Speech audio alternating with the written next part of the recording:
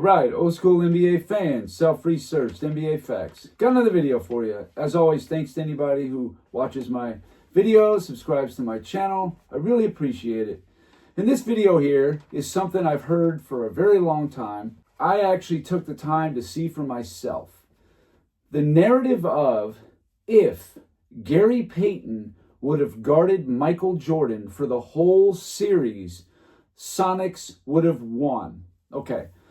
So I guess what they're saying is that in Game 4, and I think a lot of this really picked up in The Last Dance because of what Gary Payton said after they were down 3-0.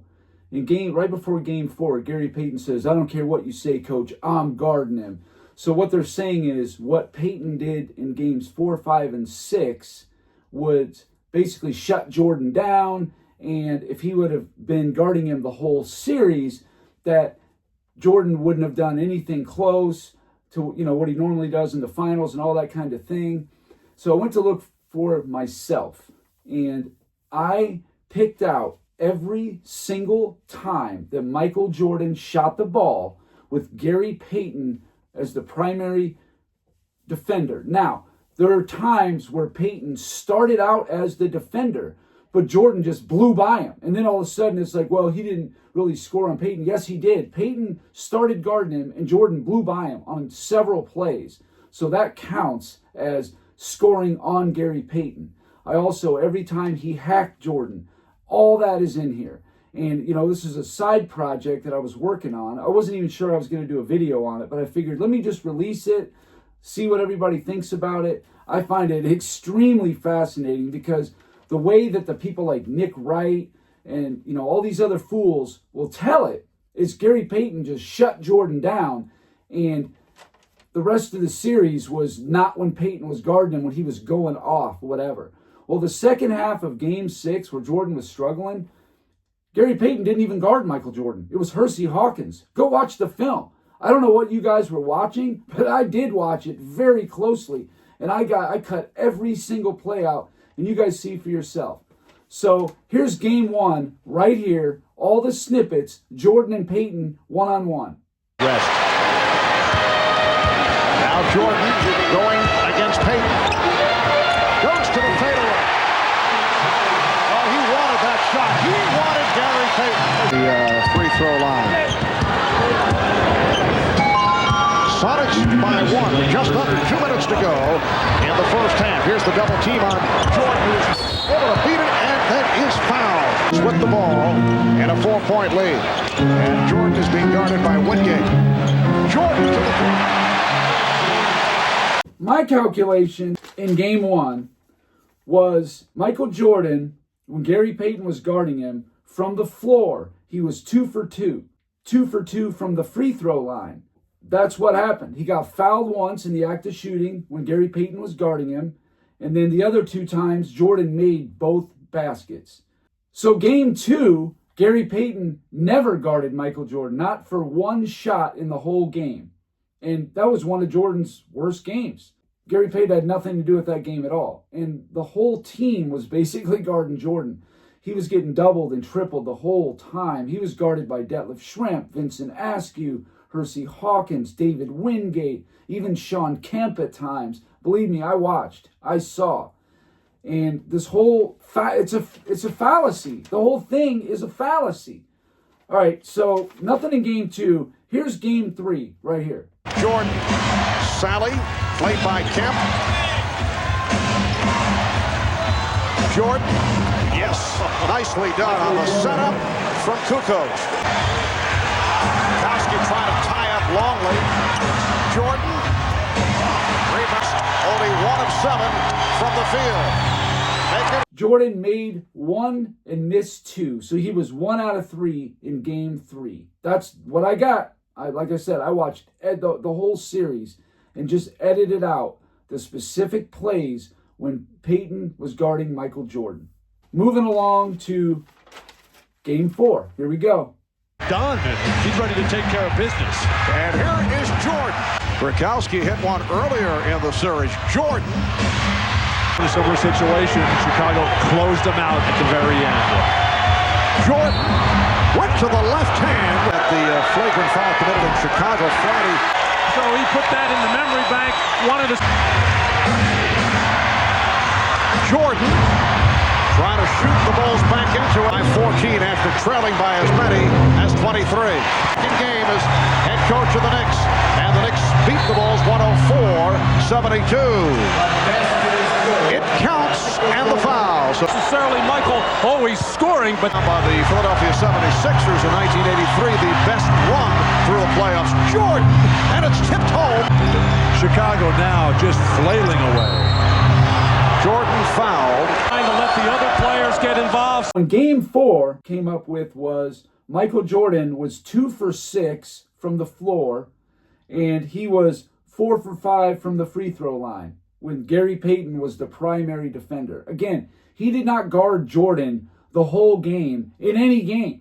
There was plenty of times where somebody else did. Even when Gary Payton was on the floor, he would guard like Scottie Pippen, Steve Kerr, Ron Harper. He wasn't only guarding Jordan even after game 3. It's not true. I don't know where this stuff gets started, but it's crap.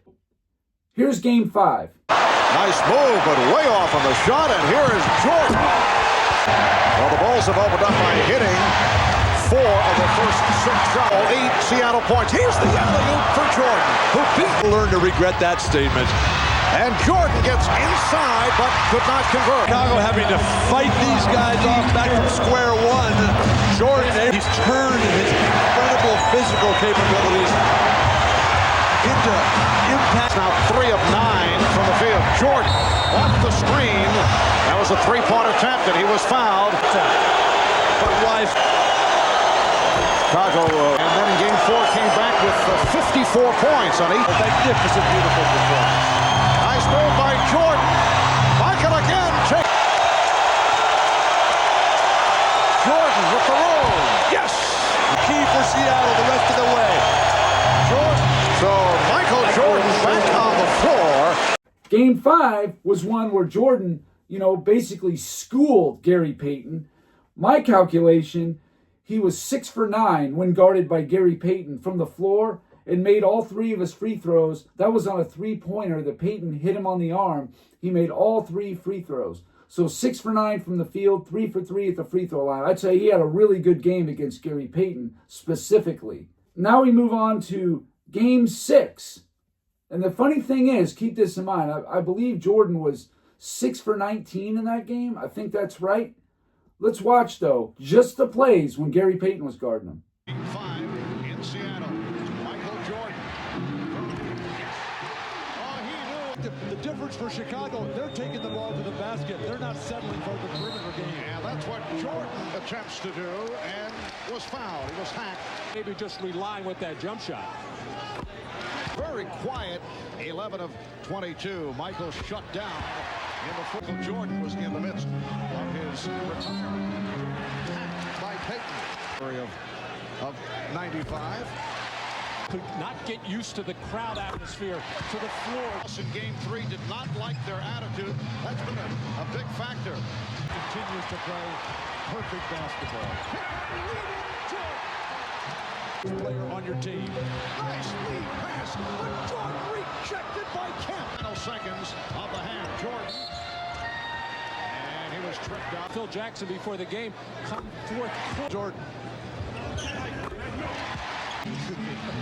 That's 4 on Hawkins. Scores in the history of basketball. Gone by in the third quarter. 15-point lead. So there you go. In my calculations in that game, Jordan shot 3 for 5 from the floor against Gary Payton guarding him, 8 for 8 from the free throw line. So that means he was 3 for 14 when other people guarded him. Hersey Hawkins, Vincent Askew, David Wingate, whenever they were the primary defender against Jordan, he was only 3 for 14. He actually did good against Gary Payton, 3 for 5. When I watched The Last Dance and I heard Michael Jordan laughing when he was handed the clip that Gary Payton basically said that guard him tight, all that kind of thing. And Jordan busted out laughing and all that. And he said, I had no problem with the glove. I had other things on my mind. He was talking about Game 6 specifically, I think. So at the time, I was thinking, like, oh, come on, Mike. Payton did guard you tough, but actually, not really. I mean, you saw the footage. Not really. Now, if you want to make the case that Gary Payton did a good job of denying Jordan the ball, okay, I would say that. He did. But he had a lot of help from his teammates. That's why Jordan wasn't even getting as many field goal attempts as normal, because they were just swarming him. You know how many wide open threes that Steve Kerr, Tony Kukoc, Scottie Pippen, Ron Harper, oh my God, they were shooting open threes the whole series. They just weren't hitting them consistently. If they would have been burying those wide open threes, they would have beat the Sonics probably in, well, maybe not in 4, but definitely in 5 games, and beat them pretty badly too. It's just they were not hitting open shots for whatever reason. And Jordan was consistently being double and triple teamed in that series. I just watched the whole thing. Believe me, I know. And again, I implore anybody to go out and watch the series yourself. Edit all the footage or just make a note of how many times and see if what I'm saying is incorrect. So all told, for the series, with Gary Payton guarding Michael Jordan, he was 14 for 25 from the field. That's 56%. Pretty good percentage. Really good, actually. And he was 17 for 18 from the line on all the ones where Gary Payton hacked him, fouled him, whatever. So Jordan made him pay at the line, and he shot 56% when Payton guarded him. So where is this?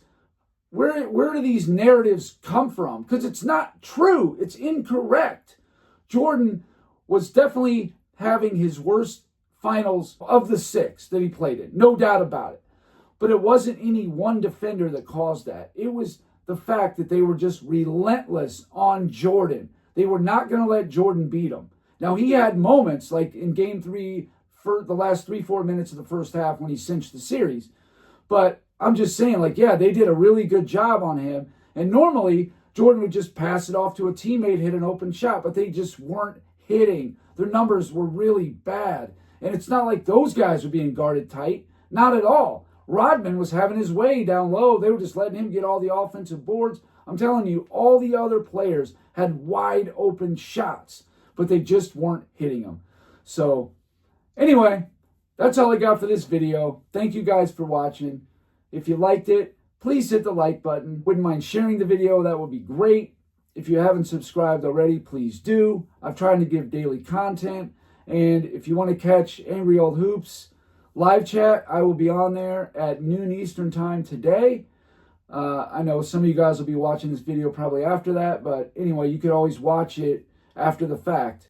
Thanks again. That's it for now.